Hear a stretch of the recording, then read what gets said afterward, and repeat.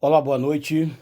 Resumo da escola dominical, tá? Vamos iniciar esta lição, tá? Família, um projeto de Deus.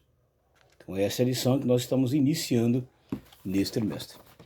E começamos com a lição de número 1, que exatamente vai falar sobre o projeto estrutural da família. O escritor dessa lição, tá? É o pastor Valdir Alves de Oliveira. Portanto, dentro da capa você tem todas as informações ou a biografia da vida do escritor desse trimestre. Deixe o seu like, se inscreva no canal, seja bem-vindo sempre. Então, vamos lá. Resumo é apenas resumo. Quem estuda melhor é na escola dominical. O projeto estrutural da família. Deus tem um projeto estrutural para a família. Mas é só para a minha família? Para todas as famílias. No texto áureo, eu fiz um resumo da seguinte maneira. Plano de Deus para o homem. Qual foi o plano? Casamento. Deus viu necessidade. Deus criou a mulher, a adjutora. O objetivo, estar com ele. Adjutora não significa escrava. Tem muita gente enganada por aí achando que a palavra adjutora é escrava. Não. Companheira. Auxiliadora. Companheira e auxiliadora. Não é escrava. Companheira e auxiliadora. Então a adjutora não é uma mulher escrava, não. É bem diferente.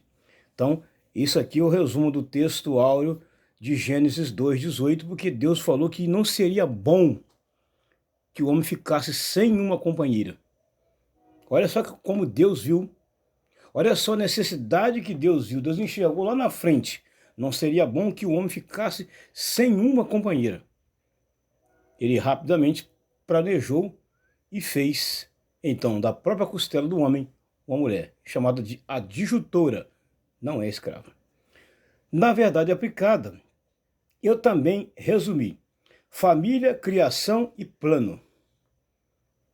E o responsável pela família, o homem, em primeiro lugar, e depois a mulher. Ressaltando sempre que há lares em que o homem morreu, então a mulher que é a chefe da casa. Mas quando tem os dois, é os dois, quando tem um só, é um só. Lembrando que a responsabilidade é do homem. Hoje, graças a Deus, tem muitas mulheres que trabalham e sustentam suas famílias. Então, é o resumo da verdade aplicada. Tá bom? Os 3 objetivos, refletir sobre o projeto divino chamado família, que está exatamente na parte 1. Refletir sobre o quê? O projeto divino chamado família. Todos nós temos que refletir sobre esse projeto. Quem foi que criou esse projeto? Deus. Quem foi que estabeleceu esse projeto? Deus. Quando ele planejou isso? Muito antes de ele criar o homem. Deus não planejou na hora. Deus não planejou de imediato criar o homem quando ele criou todas as coisas. Não, ele já tinha um plano para isso. Por quê? Ele pensou longe. Bom, eu vou criar um planeta Terra. Tá, vai ser habitado por animais. Mas está faltando alguma coisa. Então ele já tinha um plano muito antes. Tá? Bem antes ele já tinha um plano. Então a parte 1 é exatamente refletir sobre o plano, sobre o projeto divino chamado família, que está aqui, exatamente aqui. Ó. Iniciamos esse trimestre enfatizando que o casamento faz parte da formação da família. O casamento faz o quê? Parte da formação da família. Por isso que Deus falou, não é bom que o homem fique sozinho. Então, o primeiro casamento quem fez foi Deus. O primeiro casamento quem fez foi Deus. Tá? Ele criou o homem e ele mesmo fez o próprio casamento do homem. Então tá aqui, ó. Iniciamos falando sobre o casamento, faz parte da formação da família, como revelado no glorioso projeto de Deus, logo após a criação do ser humano. Veremos que além de criar, ele abençoou também a capacitar, o Criador deu-lhe instruções e estabeleceu princípios que devem nortear ainda hoje a família. Então, o que Deus deu lá no início para o primeiro casal serve para todas as gerações da atualidade. É o mesmo projeto. Ó, que projeto é esse? Ele abençoou e capacitou o homem. E no preâmbulo do tópico 1, exatamente, vai falar sobre o projeto. O que é um projeto? Descrição detalhada de um empreendimento a ser realizado. Isso é um projeto. Descrição detalhada, tá, de um empreendimento a ser realizado. Tá? Uma ressalva aqui. Quem foi que participou desse projeto? A Trindade. Pai, Filho e Espírito Santo. Sabe por quê? Quando Deus planejou formar o homem, tá? Ele chamou junto Jesus e o Espírito Santo para que participassem também desse plano da criação do homem. Então ele não trabalhou sozinho. Deus não trabalhou o quê? Sozinho. Deus chamou alguém para que estivesse junto, tá? Para fazer esse plano e colocar ele em ação. Deus tirou ele do papel, tá? E trouxe ele para ação, realizando assim a criação do homem aí. Então tá aqui, ó.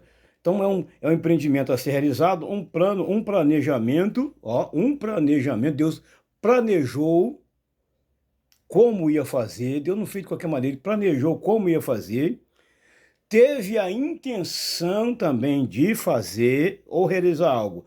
Todo projeto tem um arquiteto. O arquiteto desse projeto é Deus. Arquiteto de qual projeto? Criar o homem. Aqui acaba aquela teoria que ensinam por aí que o homem veio do macaco. Aqui derruba por terra essa teoria de que o homem teria sido criado do macaco. Não, foi Deus quem criou. O homem não veio de nada. O homem veio do barro.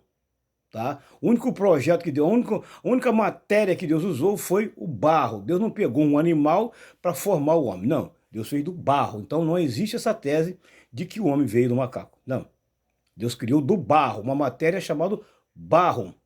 E com certeza foi uma das melhores qualidades de barro que pegou para fazer a obra tão perfeita, que é chamado coroa da sua criação. Então está aqui, ó.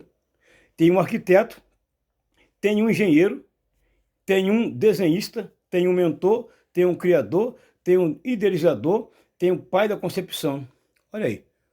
Portanto, esse projeto teve um desenhista, o próprio Deus, teve um engenheiro, teve um mentor, teve um criador e teve um idealizador, aquele que ia dar uma ideia. É por isso que é bom quando você for fazer qualquer projeto, é bom ter mais pessoas participando desse projeto. Olha aí que importância. É bom que tenha mais pessoas para participar desse projeto. E teve. Sabe quem foi as pessoas que esteve presente para participar desse projeto? Jesus e o Espírito Santo. Mas onde está isso, presbítero? Gênesis, capítulo 1, versículo de número 26. Tá? Observe que lá ele usa o verbo façamos, porque era mais de uma pessoa. Nas outras coisas que ele criou, ele usou o verbo bara, haja. Agora já usou aqui o verbo aqui, façamos, porque tinha participação de mais gente dentro de um projeto. Todo projeto deve ter mais pessoas junto para participar. Sabe por quê? É melhor. Porque um vai desenhar, projetar, mas é muito bom ter opinião. Ó, faça assim, que vai dar certo. E teve ali Jesus e o Espírito Santo junto, participando ali, a Trindade Augusta. Então está aqui. Todo o projeto teve início e esse projeto foi concebido ainda no Jardim do Éden. Olha aí. Quando que esse projeto foi concebido? Lá dentro do Jardim do Éden. No tópico 1.1, vai falar da finalidade do projeto. Qual era a finalidade do projeto? Aqui já está dizendo a própria resposta. Não deixar o homem sozinho. Deus pensou, olha só como Deus fez. Deus pensou no presente, Deus pensou no futuro. Ao criar o homem e automaticamente a mulher, Deus pensou no presente e também no futuro. Um Deus que viu o agora e um Deus que viu lá na frente. Olha aí. Ó, companheirismo, não deixá-lo sem adjutora, auxiliadora. Ó, ter alguém que estivesse no mesmo nível correspondente, pois para o homem não havia. Socializar o homem por meio da família, pois vivia no meio dos animais. Frutificar, multiplicar, povoar a terra. Deus estava falando aqui de filhos. Que a família teria que ter filhos. Que a família teria que casar, que o homem teria que casar com ela e teria filhos. Só assim ia povoar a terra. Por quê? A terra não tinha uma povoação de pessoas humanas. Só tinha animais. Então o primeiro ser humano que povoou a terra foi Adão e Eva. E deles então nasceu uma enorme geração que hoje é uma população gigantesca, mas foi lá atrás o projeto. Tá? É o tópico 1.1. No 1.2, ele vai falar sobre investimento do projeto. Investimento do projeto. Esse investimento fala de amor, amor, responsabilidade, vai falar sobre a presença de Deus, vai falar sobre a cooperação, vai falar sobre a compreensão, vai falar sobre tudo isso aqui. Amor, sem amor o projeto esfria. Com certeza, todo projeto tem que ter amor. Responsabilidade, sem responsabilidade não anda. Presença de Deus, sem Deus o projeto fica sem arquiteto, com certeza. Tá? É por isso que o Salmo 16 diz, verso 8, tenho posto o Senhor continuamente diante de mim, por isso ele está à minha mão direita e eu nunca vacilarei. Então todo projeto tem que ter a presença de Deus. Vai fazer qualquer coisa, o casal deve consultar a Deus. Eu acho lindo quando um casal vai fazer qualquer projeto para o futuro, consultar Deus em primeiro lugar. Fazer um bom planejamento, fazer um bom orçamento, pensar direitinho para que tudo dê certo. Tá aqui, ó. É o tópico, exatamente o tópico 1.2, que exatamente vai falar sobre isso aqui. Ó. Tem que haver cooperação de ambas as partes.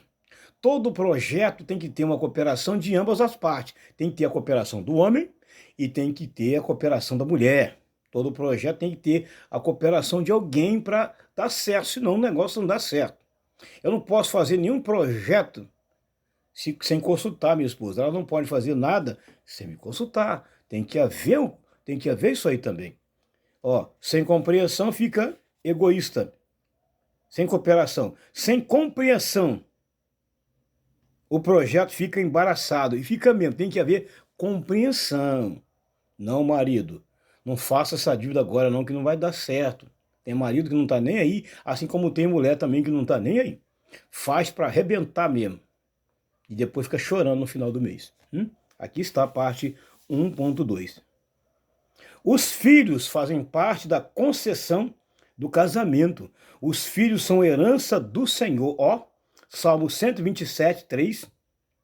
Os filhos são o quê? Herança do Senhor. Então não chama o seu filho de demônio, diabinho, peste, praga. São herança de Deus. Cuidado. Tudo aquilo que você fala sobre o seu filho acontece. Então cuidado com a boca. Toma cuidadinho com a boca, viu? Tô aqui, ó. As mulheres mais novas deverão se casar e ter filhos.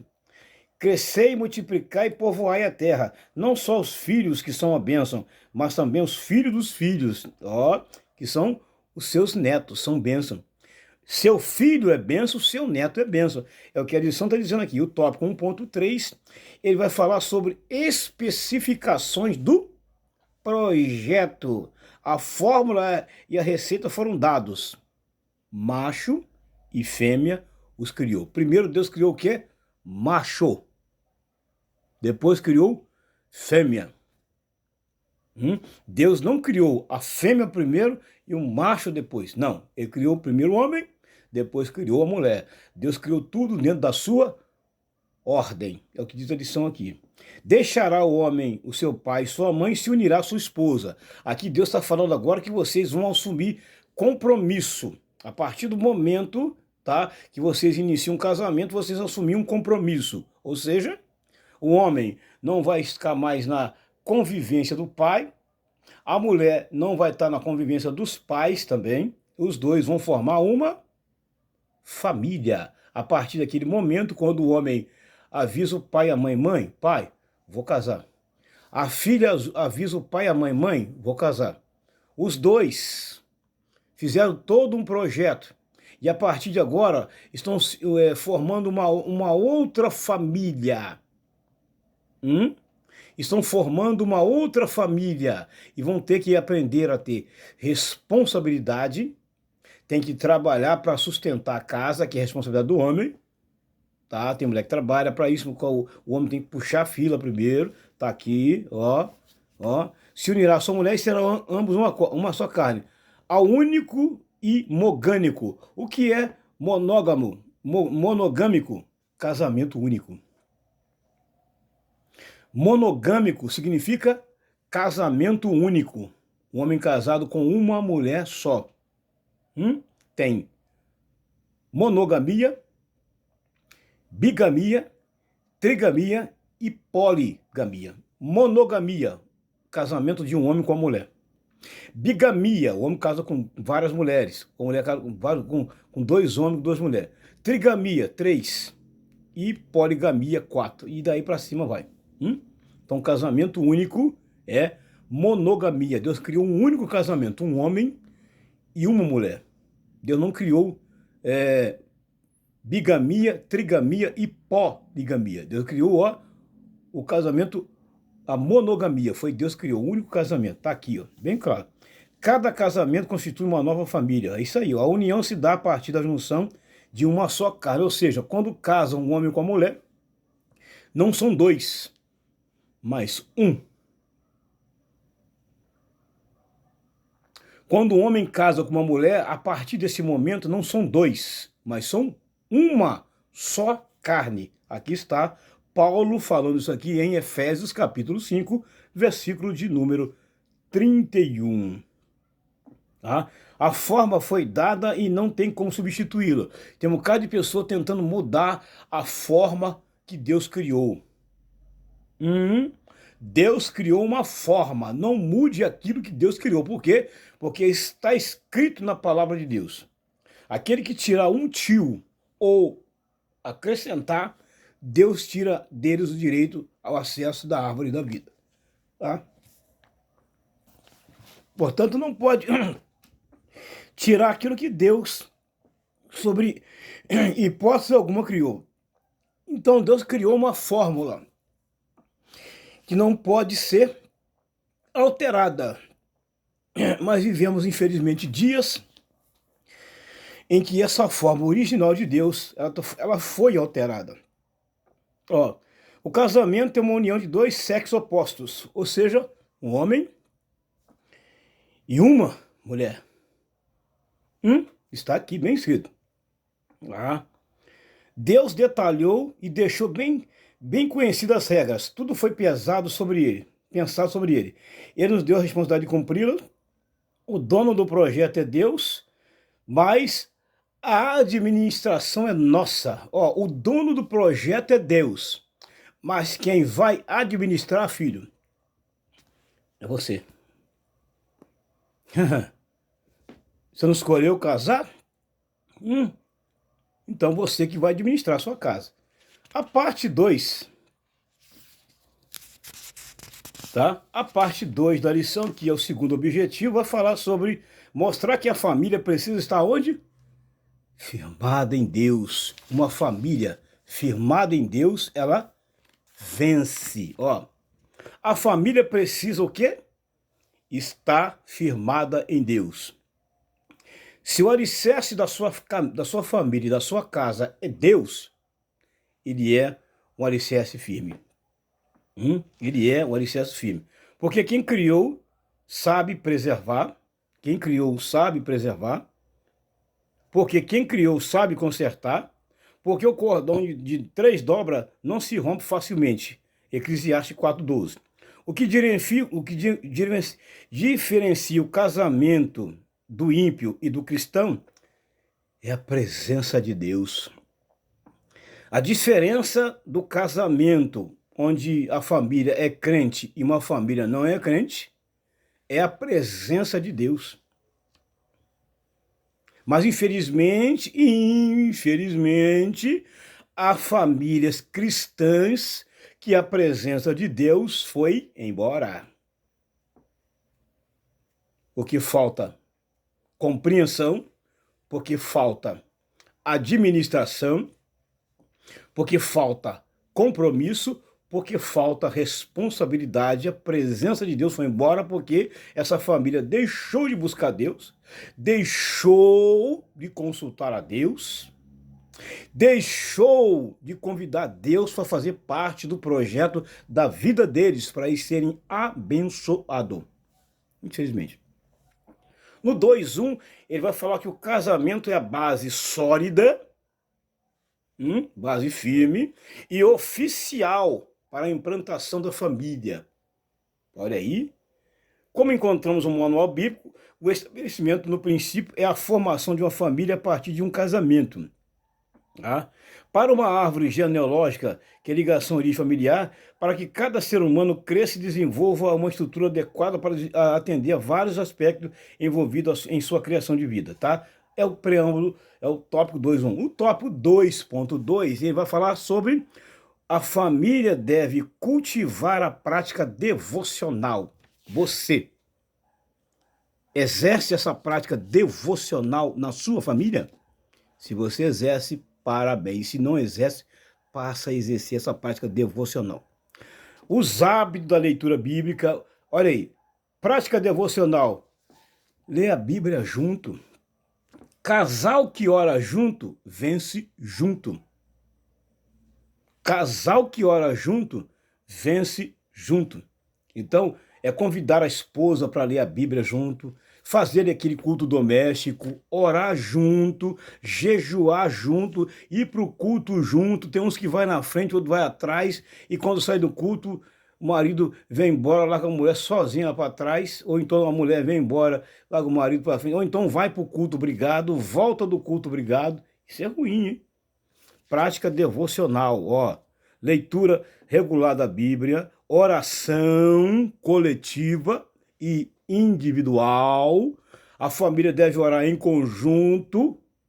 E isso se pode falar, pode ser na igreja, pode ser no monte, pode ser na sua família. E individual, a família pode orar individual, só o marido e a mulher junto de madrugada orando. Levanta o casal e vai orar os dois juntos de madrugada, ou vai orar à tarde, 3 horas, meio-dia, 1 hora. Oração individual. Ó, o dia ouvir, cantar louvores no ambiente familiar, muito contribui para a construção e manutenção de um ambiente harmonioso, saudável, edificante. Tais hábitos, além dos benefícios dentro de casa, também irão refletir na vida de seus membros. É ruim quando uma família que se diz crente só tem palavrão dentro de casa, não ouve uma música gospel, não acompanha um programa gospel. Isso é ruim. Ficam lá praticamente sem estrutura nenhuma. A mulher grita, fala alto, o marido grita, fala alto, os filhos xingam, entra pela porta xingando. Que lar é esse? Que ambiente é esse? Não tem harmonia nesse ambiente. Falta nesse ambiente harmonia. 2.3, ele vai falar, todo novo matrimônio precisa cortar o cordão umbilical. O que é isso? Vamos resumir bem fácil? Cortar o cordão umbilical. O casal acabou de casar, mas a esposa não sai da casa da mãe. O filho não sai da casa da mãe. Qualquer discussãozinha boba, ele já pega a trouxinha dele. Mãe, essa noite eu vou dormir aqui porque a fulana tá chata. E às vezes acontece com ela, mãe, eu vou dormir aqui que o fulano tá chato, tá ruim, tá isso, tá aquilo. Ou então, um dorme na sala, outro dorme no sofá. Um dorme no quarto, né? Outro dorme no sofá, tá brigado.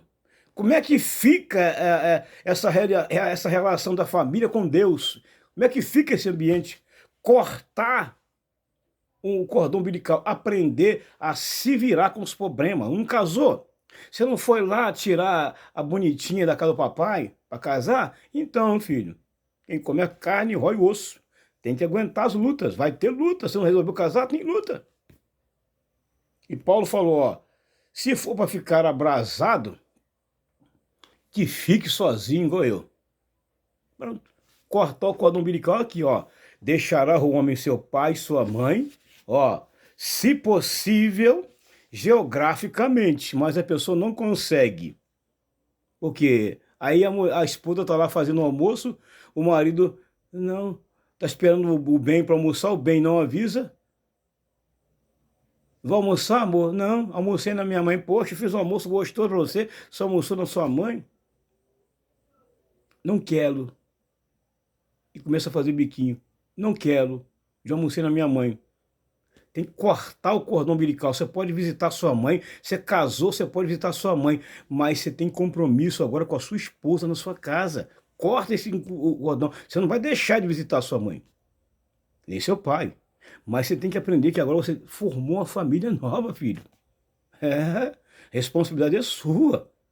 Seu pai não tem mais nenhum compromisso com você. Agora é com você a responsabilidade de cuidar da sua família, porque a família é sua. É exatamente o tópico 2.3 vai falar sobre isso aí. Se possível, nas tomadas de decisões, respeitar, honrar e obedecer o pai e a mãe. Às vezes o pai e a mãe vai dar um conselho para o jovem casal, eles não querem aceitar.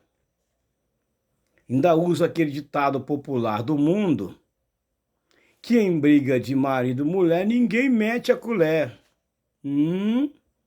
Mas há casos em que os pais precisam intervir porque o jovem casal fez um voto. Ele fez um voto quando tirou a moça, fez um voto perante o padre, o pastor, o sacerdote. Depois de alguns dias ele começa a botar já a garrinha dele de fora. Agora quem manda aqui sou eu. Eu sou o cara. Aí o pai vai dar um conselho, não aceita. A mãe vai dar um conselho, não aceita. Aqui, ó. Tem que obedecer. Você casou, filho. Você tem uma família, não tem? Você casou, saiu da casa do papai e da mamãe, casou, mas você ainda tem um pai e uma mãe vivo. Se te der um conselho, aceite. Lembrando que do portão para dentro da sua casa, quem manda é você. Eu não mando do portão para dentro da casa do meu filho. Lá é ele e a esposa dele. Agora, do portão da minha casa para dentro, sou eu que mando. Mas eu posso muito bem, quando eu souber que há uma divergência neles, dar um conselho, ligar e avisar. Ou se encontrar na rua, dar um conselho. Eu não posso mandar na casa dele, porque ele formou a família, então, filho, a responsabilidade é dele. Infelizmente, não tem como correr, nem como fugir. Tá aqui, ó. Ó. Bem diferente de viver na dependência. Também não é abandoná-los, mas evitar que os parentes se intrometam, evitar que os parentes se intrometam, interfiram, mandem no seu casamento. Infelizmente, sempre tem marido novo e mulher nova que casou, coitado. Vive na dependência total do papai e da mamãe ainda. É o pai que manda. Aí tudo que a esposa faz em casa é porque o pai mandou. Porque o sogro mandou, porque a sogra mandou, ou seja, existe uma interferência de terceiro dentro do casamento. Todo casamento que ele tem uma interferência de terceiros e você não consegue resolver os problemas internos, a partir do momento que você casou, filho, esse casamento tem uma tendência de dar problema. Porque você nunca vai crescer suficiente ao ponto de tomar as suas próprias decisões e resolver os seus próprios problemas sem ter uma interferência de terceiro. E vou dizer um detalhe que a lição aqui não diz, ó. Fala parentes, ó. Parentes. Parentes. Mas vou colocar entre aspas aqui amigos. Existe interferência dentro de casamento de terceiro, de amigos, que começam a ditar regra para que a esposa obedece o marido, regra para que o marido faça isso e aquilo com a mulher, interferência também de amigo. Mas será que tem amigos, presbítero Edivaldo, que interferem num casamento? Tem. Infelizmente tem amigos que mandam dentro do casamento. Parece que o cara não sabe resolver os problemas, aí um amigo vai e interfere. Quando que alguém pode interferir? Quando haver algo grave, como agressão e vice-versa.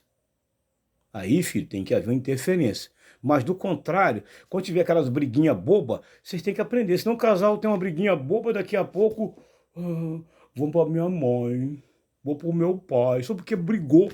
Tem que aprender a resolver os problemas internos dentro da sua casa, sem interferência de ninguém. Tá? É a parte 2, 3, que é uma parte muito forte. A parte 3 e última da lição vai falar sobre ressaltar as promessas de Deus para a família. Ei, Deus tem promessas para a família. As promessas de Deus para a família. Deus tem bênção para todas as famílias. Aqui não está generalizando. Aqui não está generalizando, dizendo que Deus tem projeto só para a minha família. Não está generalizando. Colocou aqui, englobou todas as famílias. Deus tem projeto para todas as famílias. Observem. Promessas se tornam condicionais. O Salmo 28 é um reflexo disso. Para a felicidade do lar, existe um pré-requisito. Qual é o pré-requisito para a felicidade do lar? Existe pré-requisito para um lar ser feliz. Primeira coisa, temor a Deus. Está aqui, ó.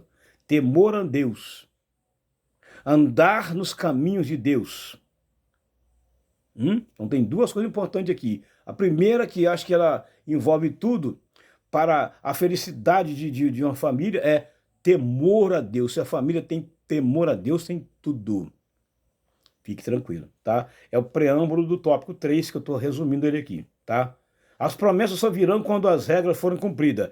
Há leis que regem lá, tá? Há leis que regem o lar, todas elas dentro do manual, que é chamado a Bíblia Sagrada. Então, a Bíblia Sagrada, ele é o maior manual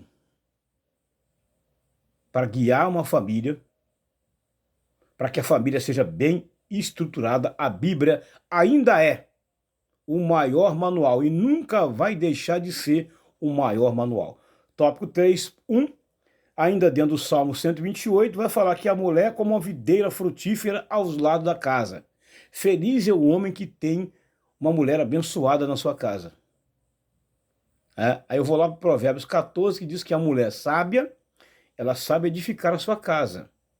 Ao contrário da mulher 2, que é a mulher tola, que derruba com suas próprias mãos, porque ela não sabe edificar. Então tá aqui, ó. Compara a mulher de um homem temente a Deus a uma videira. Com certeza, a mulher de um homem que serve a Deus é uma mulher, uma videira. Uma mulher sempre pronta para dar conselho, para ajudar, para orientar. É uma mulher polivalente de casa. Quem tem uma mulher polivalente de casa, olha, agradeça a Deus. Você tem uma joia na sua casa. Uma joia rara, tá? Que deve ser valorizada dentro da sua casa. É o tópico 1 que eu estou resumindo, porque ele é longo, né? Então estou resumindo, tá? É o 3.1. O 3.2, ele vai falar sobre os filhos. Então o 3.1 falou da esposa, que é comparada como videira. O 3.2 vai falar sobre os filhos, que são plantas de oliveira à roda da mesa. Que coisa linda quando uma família tem temor de Deus, onde o filho entra pela porta, bença pai, bença mãe, beija a mão da mãe, beija a testa do pai. Hoje, ainda tem famílias que ainda tem esse costume. Quando o filho vai trabalhar de manhã, ele abraça o pai e a mãe, dá um beijo na testa ou na mão da mãe e do pai. Ainda tem. Mas tem família que o filho sai para trabalhar de manhã, quando ele é solteiro, não respeita o pai, não está nem aí, isso aqui não é um cachorro. E mesmo depois de casado, ainda continua fazendo a mesma coisa. Agora, eu acho bonito quando um filho, tá, beija o seu pai e sua mãe. Isso é lindo. Meus filhos, com 31 anos a fazer agora, eles ainda têm esse hábito de fazer isso. porque foram criados assim. Mas há lares que não tem mais isso. Há lares até mesmo crente que não tem mais isso. Acabou o temor, acabou o respeito. Então, o 2 ele vai falar exatamente que os filhos são comparados como plantas de oliveira à roda da mesa. Ó, a roda da mesa. Compara os filhos temente a Deus a uma oliveira, que é uma das valiosas árvores para os hebreus, que representa os filhos, fortes e cheios de saúde, como uma oliveira nova, reunidos à volta da mesa. Era chamada dignamente a rainha das árvores. Ela vislumbra como estabilíssima árvore importante para a produção de azeitona, de azeite, que é a fonte de alimento, renda e remédio. Tá? Madeira para os cupis, generosidade, dando aos pobres alegria, de colher os seus respingo para a sua sobrevivência. Ele simboliza longevidade, vitalidade, perseverança e fidelidade aos filhos que obedecem e honram os seus pais. Tá? Então aqui, ó. A casa é uma construção de cimento e de tijolo. O lar é uma construção de valores e princípios. Os pais que temem ao Senhor sempre ensinarão os seus filhos no caminho que devem andar, seguindo os princípios bíblicos e, consequentemente, colhendo os frutos do seu plantio. Os pais nunca deverão negligenciar os princípios da palavra para não arcarem com as consequências. Então, o pai também tem que ensinar o seu filho. Provérbio 22:6 diz: ensina o menino no caminho que deve andar, até quando ele crescer e envelhecer, não se desviar dele. 3 e última: viverás para ver teus filhos, para ver os filhos de teus filhos. Aqui está falando de netos. Aqui está falando que a família vai viver ainda para contemplar os filhos casando e dando-lhes neto. É exatamente o que está dizendo aqui o 3:3. Verá o filho dos teus filhos. Filho dos meus filhos são o quê? Meus netos. Você vai ver seus netos crescer. Casar, crescer, ter bisneto, tataraneto e assim vai. Né, filho? Então a parte 3 também é importante. O salmista diz no Salmo 128, 6a, como será abençoado um homem que teme a Deus, a promessa de viver para ver os filhos de teus filhos é empolgante e abençoadora. A chegada dos netos é algo indescritível. A emoção de ter os netos por perto ou poder participar dos momentos com ele não tem preço. Com certeza, uma casa que tem netos é uma alegria. Uma casa que tem filhos e que tem neto é uma alegria. E como é bom você ver seus netos brincando, correndo, chamam de vovô, benção vovô, você brincando com ele.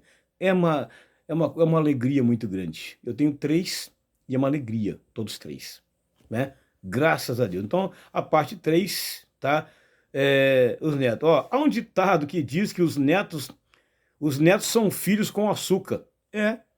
Nessa relação existem benefícios para ambos os lados. É impressionante como essas duas gerações trabalham na saúde física, emocional e psicológica uma das 8. Portanto, gente, essa foi a lição de número 1 do primeiro trimestre do ano de 2024. Não se esqueça, se inscreva no canal e ative o sininho da notificação para todas, deixando o seu like em nome de Jesus. Graça e paz, uma boa noite a todos.